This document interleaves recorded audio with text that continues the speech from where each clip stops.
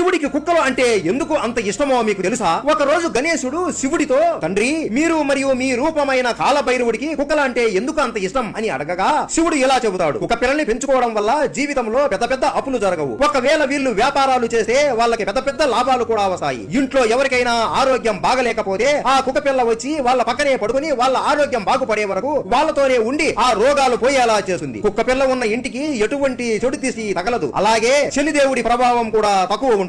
ఒకవేళ దిష్టి తగిలినా కూడా ఇంట్లో ఉన్న కుక్క దాన్ని పసిగట్టి మిమ్మల్ని హెచ్చరిస్తుంది. మనకు తెలియకుండానే మనల్ని ఎన్నో ప్రమాదాల నుండి కాపాడుతుంది. కుక్క పిల్లలు ఉండడం వల్ల మనకు వచ్చే పెద్ద పెద్ద రోగాలు కూడా వాటిపైన వేసుకుంటాయి. అందుకే కొన్ని కుక్క పిల్లలు మన మీద విశ్వాసంతో మన ఇంటి మీద పడే చెడు దిష్టిని వాటిపై వేసుకుని తొందరగా మనల్ని వదిలేసి మనకు దూరంగా వెళ్లిపోతాయి. అలాగే కుక్కని పెంచుకోవడం వల్ల వారికి నా ఆశీస్సులు, అలాగే కాలభైరవుడి ఆశీస్సులు ఎల్లప్పుడూ ఉంటాయి అని శివుడు గణేశుడికి చెబుతాడు. మీ ఇంట్లో కుక్క ఉందా? ఉంటే కామెంట్ రూపంలో తెలియజేయండి.